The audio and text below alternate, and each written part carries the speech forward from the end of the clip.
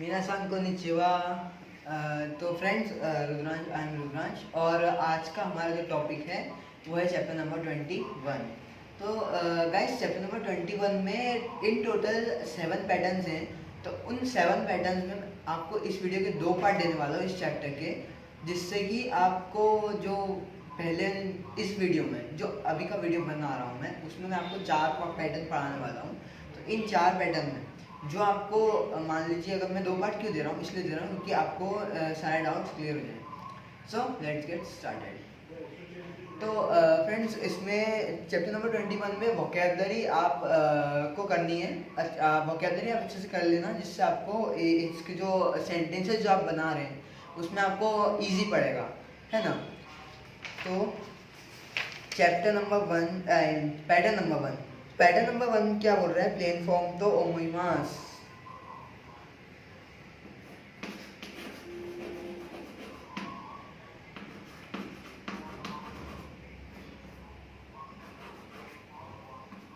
Plane form तो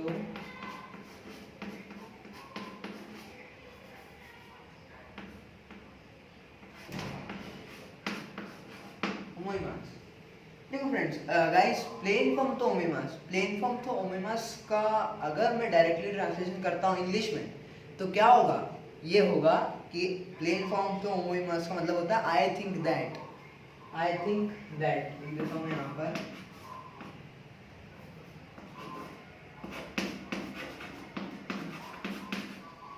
I think that, I think that, मुझे ऐसा लगता है। हिंदी में देखो, मैं आपको अगर समझा इसको तो मैं कैसे बताऊंगा आपको कि ऐसा हम हिंदी में नॉर्मली यूज करते हैं ये भी, कि मुझे ऐसा लगता है।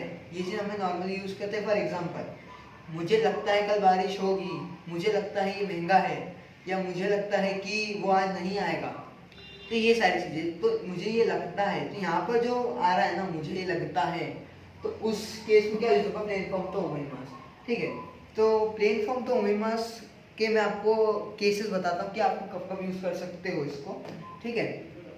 तो फॉर एग्जांपल, फर्स्ट केस उन्होंने क्या दिया है? I mean when expressing conjunction. इसका क्या मतलब होता है? जब आप कुछ गैस कर रहे हो, कुछ गैस कर रहे हो, मतलब आप श्योर नहीं हो उसके बारे में, आप कुछ गैस कर रहे हो, आपको ऐसा लगता है कि वो, फॉर एग्जांपल, मुझे ऐसा लगता है कि वो आएगा।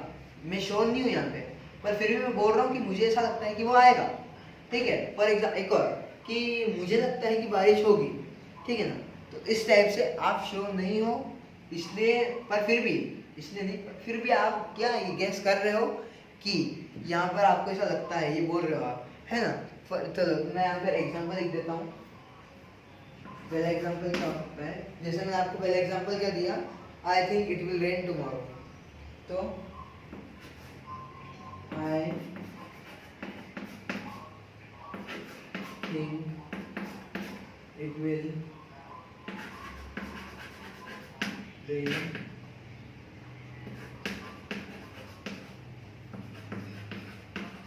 टुमारो। सिंपल सेंटेंस है, बिल्कुल कोई दिक्कत वाली बात नहीं है। अब देखो यहाँ पर प्लेन फॉर्म, कई लोग ये भी समझते हैं कि प्लेन फॉर्म मतलब सिर्फ डिक्शनरी फॉर्म होता है। नहीं, पर ऐसा नहीं, कई केसेस में होता है, मोस्ट ऑफ द टाइम्स होता है, क्योंकि प्लेन फॉर्म जब भी आता है डिक्शनरी फॉर्म को यूज ही करते हैं हम मोस्ट ऑफ द टाइम्स।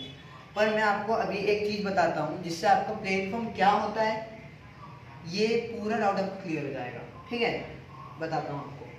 तो जैसे मैंने अभी एग्जाम्पल दिया, ठीक है। अब प्लेन फॉर्म जो यहाँ बोल रहा है ना, ये प्लेन फॉर्म, ये प्लेन फॉर्म क्या है? फॉर एग्जाम्पल मैं एक वर्ब लेता हूँ।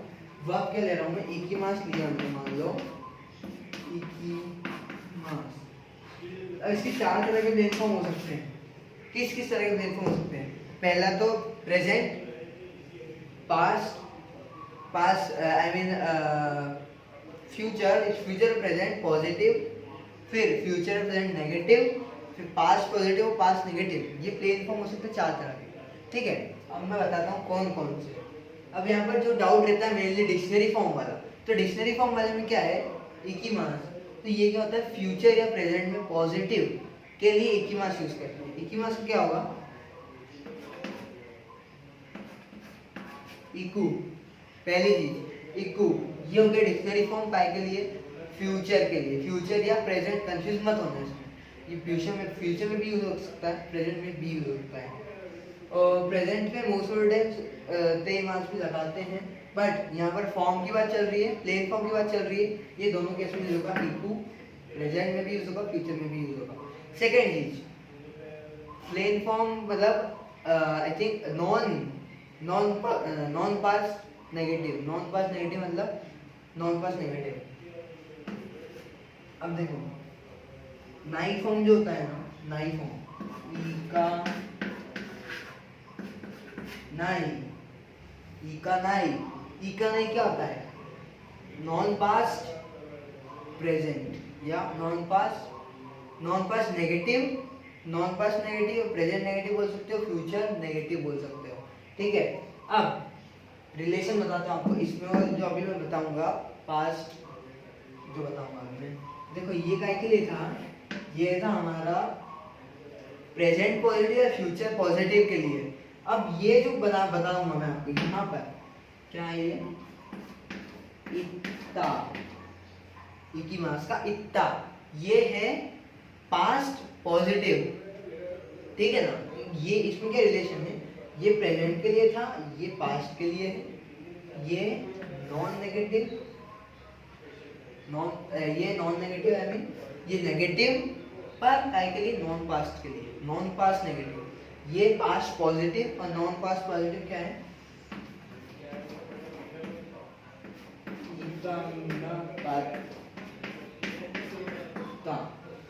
देखो गाइस, कंफ्यूज होने की बिल्कुल जरूरत नहीं, इसमें आपको बिल्कुल इजी बताता हूँ। इकीमास है, इकीमास का प्लेन फॉर्म अगर हम फ्यूचर, इतना याद करना पड़ेगा आपको, और ऐसा नहीं अभी आपको लग रहा, मान सकता हूँ कि आपको टफ भी लग रहा होगा, अगर तो आप ये याद कर लोगे तो फिर एक भी मान लो आपने ये इकीमास है, इकीमास का आपने याद कर लिया पूरी तरह से कि हाँ ये इको होता है, इकाना इकता, इकाना गाता, फिर सारे वर्ब जो भी है फर्स्ट ग्रुप के वो आपको पूरी तरह से याद हो जाएंगे, ठीक है ना। मतलब फिर कोई सा भी दे दो, मान लो मैं नोमी मास दे रहा हूँ ना, तो नोमी मास का भी आप बना लोगे, कैसे बना लोगे?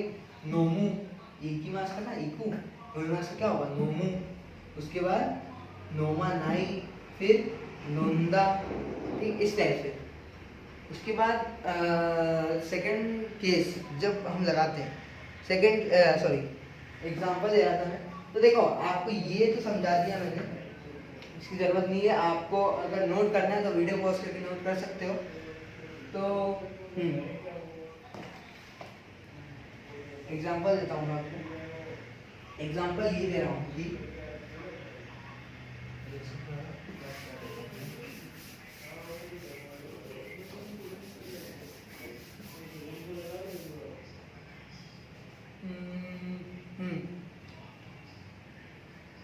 एक मिनट,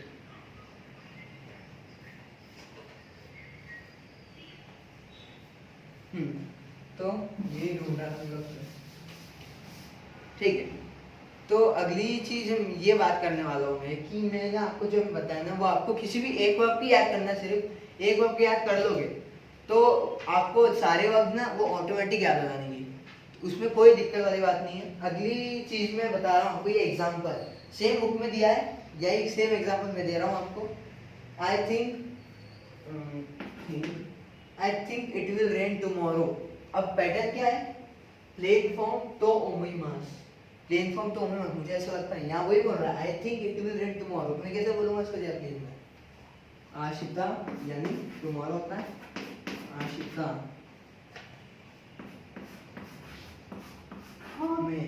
आमे गा फुरु, फुरु नया वर्ब हो सकता है आपके लिए। फुरु का मतलब क्या होता है? गिरना, स्पेशली रेन के लिए यूज होता है। फुरीमास होता है इसका, अगर मैं पोलाइट फॉर्म यूज करूँ या मास फॉर्म, फुरीमास। तो आशिता आमेगा फुरु, आशिता आमेगा फुरु मतलब प्लेन फॉर्म तो ओमिमास है, आशिता कल आमेगा, नाउन है, आमेगा फुरु, प्लेन फॉर्म दिख रहा है आपको यहाँ पे। तो अब देखो ये कल की बात हो रही है, यहाँ पे कल की बात हो रही है, फुरु क्यों लगा? कल की बात हो रही है। मैंने अभी आपको क्या बताया, इकी मास में जो इकू होता है ये कैसे होता है? फ्यूचर पॉजिटिव या प्रेजेंट पॉजिटिव, इन्हीं चीजों के लिए होता है ये। तो इसलिए मैंने यहाँ पे क्या लगाया? फुरु,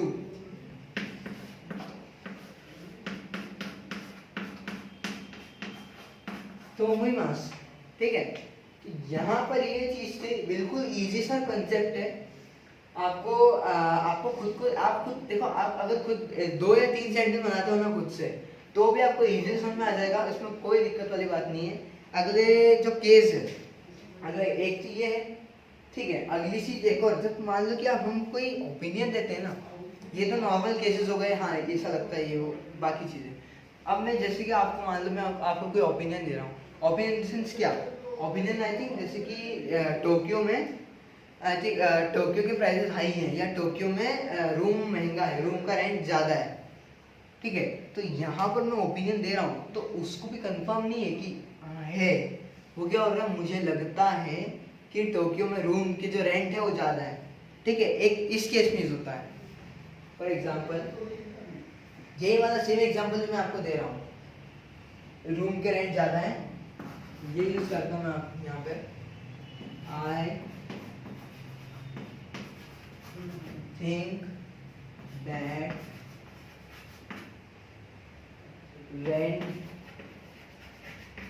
rents are higher, या एक्सपेंसिव बोल सकते हो, एक्सपेंसिव इन टोक्यो, ठीक है। I think that rents are higher या एक्सपेंसिव इन टोक्यो, मतलब टोक्यो में रेंट, मुझे उसको ऐसा लगता है, या मान लो कि मैं बोल रहा हूँ तो मुझे ऐसा लगता है कि जो रेंट है टोक्यो में वो ज़्यादा है, ठीक है। अब इसको मैं जापानीज में किसको बोलूँगा, ये आपको अगर नोट करना तो कर सकते हो, वीडियो पॉज करके।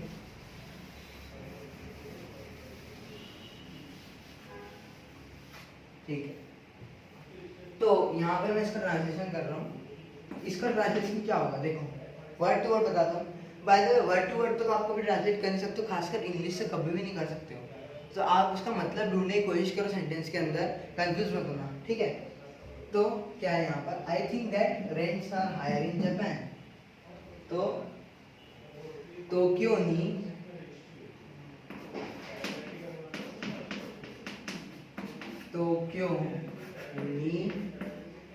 याचिन, याचिन क्या होता है, रेंट होता है, याचिन मतलब रूम का रेंट को क्या होता है, याचिन, ठीक है। टोक्यो नी याचिन गा ताकाई, ताकाई मतलब हाई एक्सपेंसिव, ताकाई तो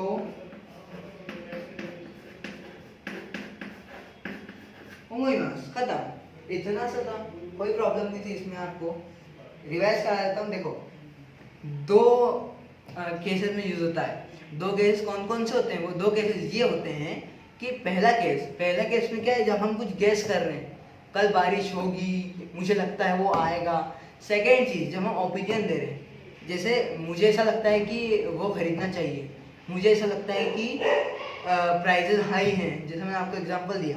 तो इस टाइप से आप खुद बना सकते हो। यहाँ पे नीचे कन्वर्सेशन भी दिया गया है, मीना नो निहोंगो की बात कर रहा हूँ मैं, मीना नो निहोंगो 1। तो ये है कि ये जो नीचे कन्वर्सेशन दिया है, तो ये इसी पे दिया है। और आप इसको पढ़ सकते हो, आपके लिए कन्वर्सेशन इजी होगा। उसके बाद देखो, ज़्यादा वाइडली अगर मैं आपको ज़्यादा डीप ले आऊँगा तो आप हो सकता है आपके चांसेस कंफ्यूज होने के। तो आप पहले अच्छे से समझो उसको, उसके बाद आप थोड़ा और टफ सेंटेंसेस पे आओ। जैसे मैंने ये छोटा सेंटेंस बहुत छोटा था, अब जैसे मैं टफ सेंटेंसेस क्यों बोल रहा हूँ, इसलिए बोल रहा हूँ क्योंकि टफ सेंटेंसेस व्हाट काइंड, मतलब इस टाइप से ये छोटा सेंटेंस बनाया मैंने। बड़ा सेंटेंस क्या, आप वहाँ मत रहो क्योंकि मुझे लगता है कि जापान में प्राइस हाई, ये बड़ा सेंटेंस हो गया। तो आप अगर इस टाइप से सेंटेंस बनाओ, आपको ये पैटर्न इसमें बहुत क्लियर हो जाने वाला है। आई थिंक इस वीडियो के बाद भी आपके जो 4 पैटर्न हैं 21 के, वो बिल्कुल क्लियर हो जाएंगे। पैटर्न नंबर 2 पे आता हूँ मैं।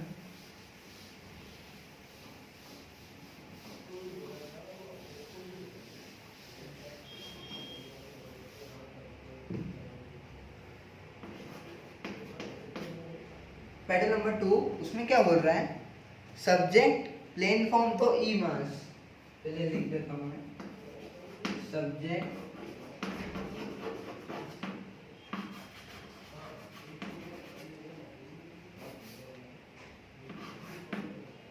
प्लेन फॉर्म तो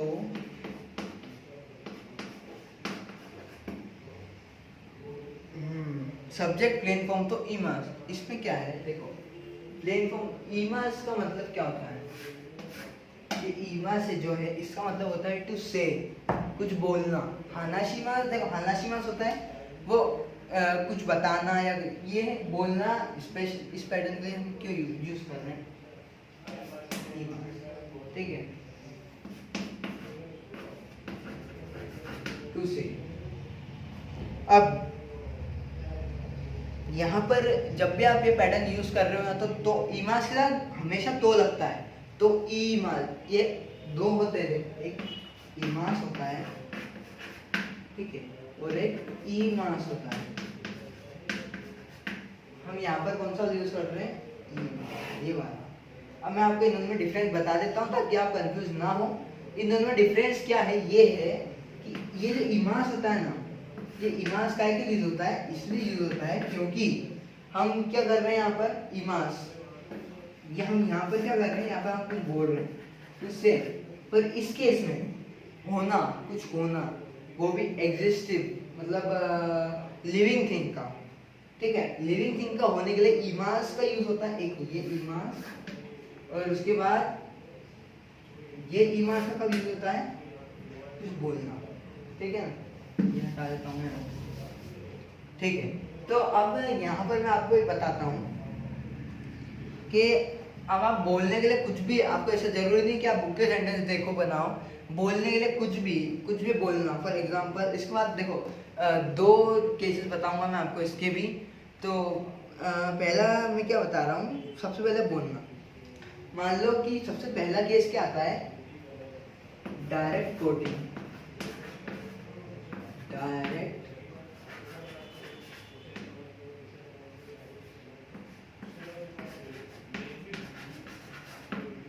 पहला केस क्या आता है, डायरेक्ट कोटिंग। डायरेक्ट कोटिंग का मतलब मैं आपको समझाता हूँ। डायरेक्ट कोटिंग का मतलब होता है कि मान लो कि मैंने आपसे बोला कि कल मैं पढ़ूंगा, तो आप मान लो आपके फ्रेंड के पास गए, किसी थर्ड पर्सन के पास जा रहे हो और आप बोल रहे हो कि फॉर एग्जांपल राहुल नाम के लिए, तो अब राहुल शान किसी थर्ड पर्सन से बोल रहे हैं मेरे बारे में कि मैंने ऐसा बोला था। तो डायरेक्ट कोटिंग में क्या होगा, राहुल शान जिससे बोल रहे हैं थर्ड पर्सन से, वो क्या बोलेंगे, रुद्रांश ने बोला था कि मैं कल खेलने आऊँगा। ये डायरेक्ट कोटिंग इसलिए हो गई क्योंकि जो मैंने बोला था उसने उसी सेंटेंस को, उन्हीं वर्ड्स को कॉपी पेस्ट कर दिया उधर साइड में बताने में। रुद्रांश ने बोला था कि मैं कल खेलूंगा, ठीक है। एक ये केस होता है डायरेक्ट कोटिंग का। दूसरा केस होता है इनडायरेक्ट कोटिंग का। इनडायरेक्ट कोटिंग का केस में क्या होता है, फॉर एग्जांपल यही सेंटेंस देता हूं मैं, क्या हुआ कि रुद्रांश ने बोला था कि वो कल खेलने आएगा। ये इनडायरेक्ट कोटिंग हो गई, मतलब राहुल शान ने उसके जो थर्ड पर्सन है या उसका फ्रेंड है उसको ऐसे डायरेक्ट जाके नहीं बोला है कि भाई रुद्रांश ने बोला था कि मैं कल खेलने आऊंगा। ये डायरेक्ट हो गई। वो क्या बोल रहा है, रुद्रांश शान ने बोला था कि वो कल खेलने आएगा या आएंगे, है ना। रुद्रांश शान ने बोला कि वो कल खेलने आएंगे, तो ये इनडायरेक्ट कोटिंग हो गई। सिंपली बताता हूँ, तो डायरेक्ट कोटिंग में क्या होता है, जो मैंने बोला है उसी को आपने कॉपी पेस्ट कर दिया किसी थर्ड पर्सन में, ठीक है। और इनडायरेक्ट कोटिंग में क्या होता है कि वही चीज जो मैंने बोली है आपने उसको अपने हिसाब से मॉडिफाई करा, एडिट करा, उसे दूसरे पर्सन को बोल दिया। ये इंग्लिश के एक्टिव पैसिव वॉइस टाइप से है ना। फिर इसके सेंटेंस देखो, सबसे पहले डायरेक्ट कोटिंग, कोई डिफरेंस नहीं है इनमें। डायरेक्ट कोटिंग के सेंटेंसेस में क्या है, फॉर एग्जाम्पल बुक का दे रहा हूँ मैं आपको, बुक का एग्जाम्पल दे रहा हूँ। इन्होंने क्या लिखा है, Mister Miller said I will go to Tokyo on a business trip next week, ठीक है।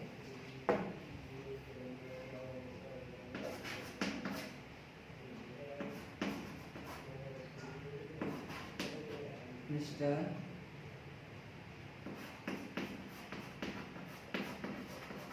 Miller said that I will go on on a business trip next week. ठीक है, इसका सेंटेंस क्या बनेगा? सबसे पहले तो मिस्टर मिलर ने बोला है तो उनको बताना जरूरी, मीरा सांवा। सिंपल, क्या होगा?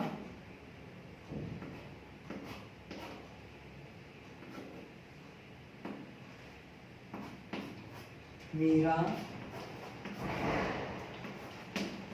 सांवा रायशु। नेक्स्ट वीक बोल रहा है वो, नेक्स्ट वीक का क्या मतलब होगा? नेक्स्ट वीक मतलब रायशु। उन्होंने क्या बोला है कि मिलर सान जो है वो अगले जो वीक है नेक्स्ट वीक जाएंगे। तो इस वो डायरेक्ट कोटिंग की बात कर रहा हूँ यहाँ पे, ठीक है ना। उन्होंने क्या बोला है, मिस्टर मिलर ने बोला है कि मैं अगले हफ्ते टोक्यो में बिजनेस ट्रिप पे जाऊंगा। तो क्या बनेगा इसका? मीरा सान वा रायशु टोक्यो ए, मीरा सान वा रायशु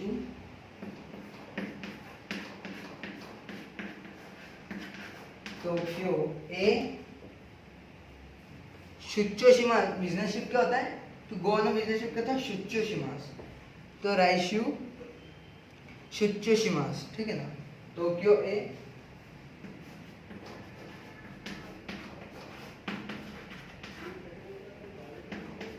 शुच्चोशिमास।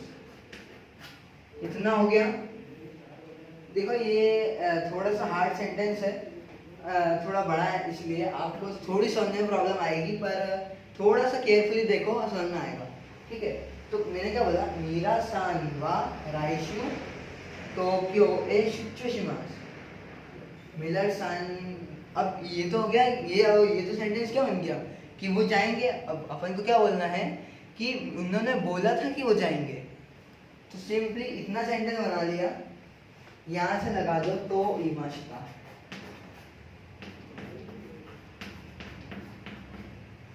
बस खत्म। तो इमाशिता क्यों लगाया? तो इमाशिता हमको क्या बनाना था कि मिलर सान ने बोला कि वो नेक्स्ट वीक जो है वो बिजनेस ट्रिप पे जाएंगे। ठीक है, तो यहाँ पर मैंने इतना सेंटेंस क्या बनाया, यहाँ से लेकर जो यहाँ तक है वो मैंने इतना सेंटेंस क्या बनाया कि मिलर सान जाएंगे टोक्यो, जाएंगे बिजनेस ट्रिप के लिए। अब मुझे बनाना था कि उन्होंने बोला था कि जाएंगे, तो से क्या हो गया? तो ई माशिता क्यों आया? ई माशिता इसलिए आया क्योंकि पास्ट है, सबको पता। ये तो बहुत इजी सा टॉपिक है एकदम।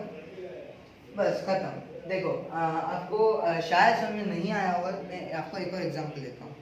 ठीक है, थोड़ा सा छोटा, जिससे आपको क्लियर हो जाएगा अच्छे से। अब जैसे मैंने बोला था आपसे कि रुद्रांश ने बोला था कि मैं कल पढ़ूंगा। ठीक है, तो इसका क्या बन जाएगा?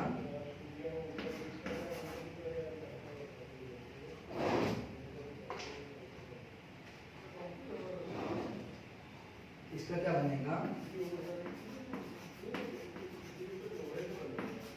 Rudransh said that he will study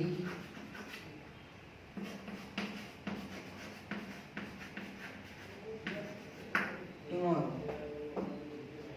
ठीक है, स्टडी टुमारो। तो इसके बाद आई मीन ये सेंटेंस बिल्कुल छोटा सेंटेंस है। अब मैं क्या बोल रहा हूँ, पहले आपको अगर पहले इसके पहले समझ में आया हो तो एक बार वीडियो पॉज करो, इसको खुद बनाओ। ठीक है ना। तो जिसको नहीं आया वो मैं बता ही रहा हूँ। तो इस सेंटेंस में क्या है? Rudransh said that he will study tomorrow. इसका बनेगा क्या? रुद्रांश सांवा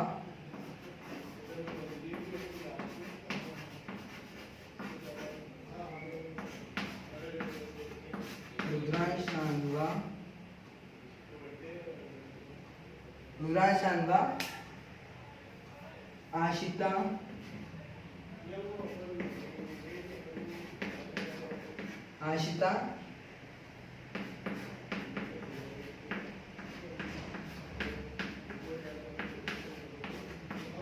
बेंक्योशिमास। रुद्रांश खान कल पढ़ेंगे, ये बन गया। अब आपको बोलना है कि उन्होंने बोला था, तो सिंबल लगा दो, तो ई माशिता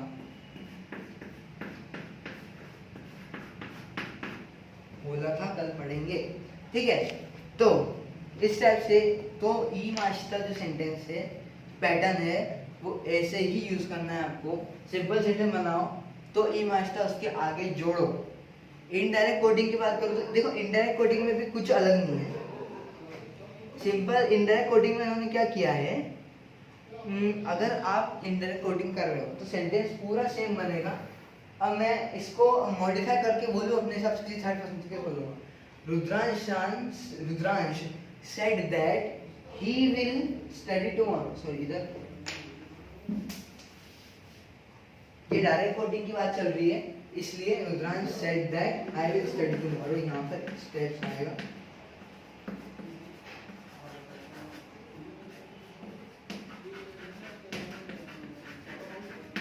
हाँ, तो अब इनडायरेक्ट कोडिंग की अगर मैं बात कर रहा हूँ आपसे, तो वहां पर क्या आना चाहिए कि मैं अपने हिसाब से अगर मॉडिफाई कर रहा हूँ सेंटेंस को, किसी थर्ड पर्सन को बोल रहा हूँ, तो ये क्या आएगा, Rudransh said that he will study tomorrow. यहाँ पर अब आई नहीं आएगा, यहाँ पर अब ही आएगा, क्योंकि इनडायरेक्ट कोडिंग हो गई। आपने मॉडिफाई करा सेंटेंस को, एडिट करा अपने हिसाब से, फिर किसी थर्ड पर्सन को जाके बोल रहे हो आप, ठीक है। तो इनडायरेक्ट कोडिंग में क्या आएगा, जैपनीज की बात कर रहा हूँ, सेंटेंस पूरा सेम ही है। यहाँ पे आपको दिख रहा है ना, ये शिमाल दिख रहा है ना, मतलब जो वर्ब दिख रहा है, उसको आपको क्या करना है, डिक्शनरी फॉर्म में कन्वर्ट कर देना है, ठीक है, या प्लेन फॉर्म में। डिक्शनरी फॉर्म नहीं बोलूंगा मैं, डिपेंड करता है सिचुएशन पे, पास्ट की बात हो रही है, फ्यूचर की बात हो रही है। प्लेन फॉर्म में कन्वर्ट कर दो तो क्या बनेगा इसका, बेंक्यो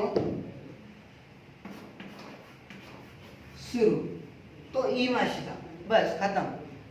फिर से समझाता हूँ, बिल्कुल शॉर्ट में समझाता हूँ कि क्या बोलना है हमको। मान लो अगर डायरेक्ट कोडिंग है, तो डायरेक्ट कोडिंग में हमको क्या करना है, रुद्रांश सान, यही सेंटेंस को, दोनों में यही सेंटेंस का एग्जांपल लो, रुद्रांश सान व आशिता बेंक्यो शिमास, तो ई माशिता। बेंक्यो शिमास क्यों, क्योंकि डायरेक्ट कोडिंग है, आपने वैसे ही कॉपी पेस्ट कर दिया सेंटेंस को, सिंपल। अब इनडायरेक्ट कोडिंग की बात करूँ मैं, अगर इनडायरेक्ट कोडिंग में हमको क्या करना है, रुद्रांश सान व आशिता बेंक्यो शुरू, तो ई माशिता। यहाँ पर बस आपको जो ये वर्ब है, इस पूरे को प्लेन फॉर्म में कर देना है। प्लेन फॉर्म में कर दोगे ना अगर आप, तो डायरेक्ट कोडिंग हो जाएगी। प्लेन फॉर्म में नहीं करोगे, वैसे ही रहने दोगे, उसके मास फॉर्म में रहने दोगे, तो क्या हो जाएगा, वो इनडायरेक्ट कोडिंग हो जाएगी, ठीक है। अब नहीं, मास फॉर्म में रहने दोगे, सॉरी गलती हो गई। अगर आप मास फॉर्म में रहने दोगे उसको, जैसे बेंक्यो शिमास तो ई मास तक, तो वो होगी डायरेक्ट कोडिंग, मतलब आपने कॉपी पेस्ट कर दिया। यहाँ पर जैसे आपने प्लेन फॉर्म लगाया तो इनडायरेक्ट कोडिंग, फिर एडिट करा आपने, उसके बाद किसी थर्ड पर्सन को बता रहे हो आप, तो यहाँ पर क्या आ जाएगा, प्लेन फॉर्म। अगले पैटर्न की ओर बढ़ते हैं। देखो नहीं समझ में आया ना आप, तो आपको बिल्कुल पूछना, आपको कॉन्टैक्ट नंबर बिल्कुल दूंगा मैं। तो देखो अगला पैटर्न क्या है, वर्ब का प्लेन फॉर्म, ना एडजेक्टिव है, ये एडजेक्टिव है, देशो। देखो यहाँ पर क्या है, पहले मैं इसको रब कर देता हूँ।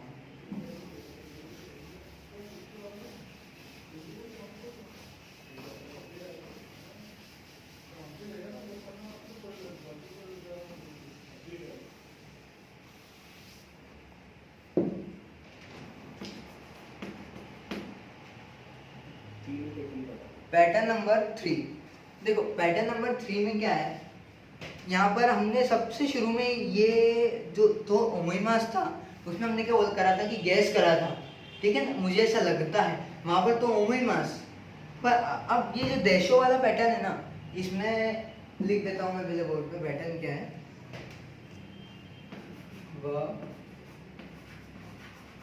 ये एडजेक्टिव, ना एडजेक्टिव, नाउन, दोनों में प्लेन फॉर्म आएगा, सबके साथ प्लेन फॉर्म तो आता ही आता है, प्लेन फॉर्म, ठीक है। और यहाँ पर जो आएगा क्या आएगा, देशो। अब बहुत इजी पैटर्न है। देशो, सिर्फ यहाँ पर देशो यूज, सिंपल सेंटेंस बनाते हो ना, आपको बस वही बनाना है। यूज यहाँ पर करना है देशो। अब क्यों यूज करना है देशो, ये बताता हूँ आपको। तो देशो हम कब यूज करते हैं, जब मैं आपसे कुछ चीज़ का कंफर्मेशन ले रहा हूँ।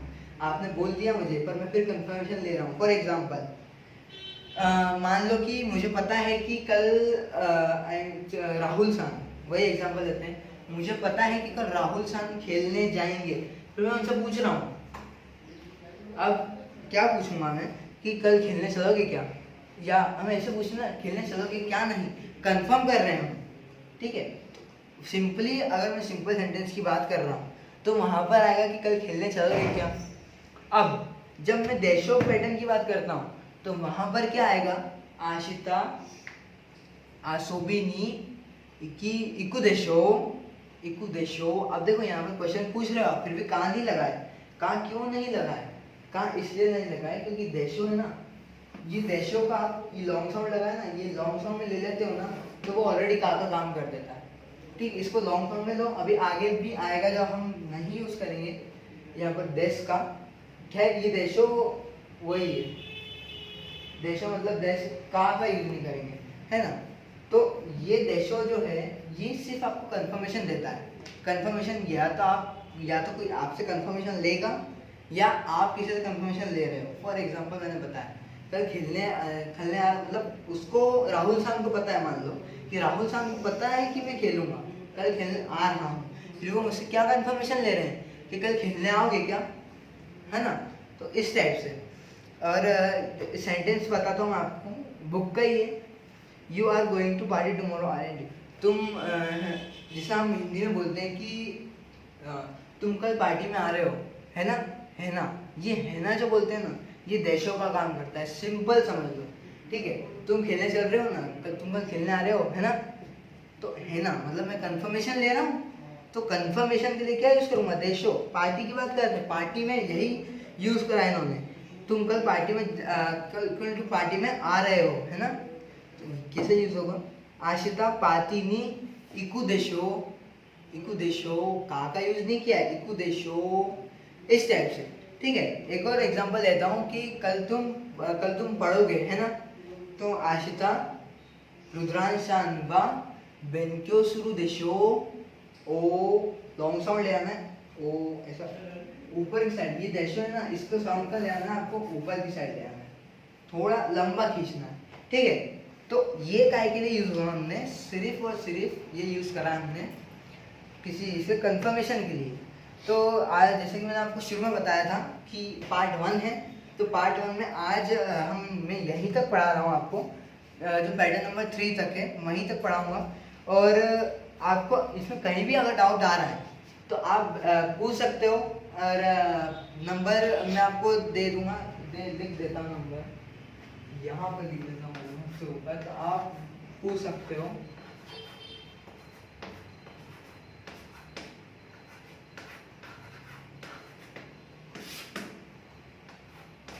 आपको कोई भी डाउट है तो आप नंबर पर कॉल करो, any time I am available for you, ठीक है।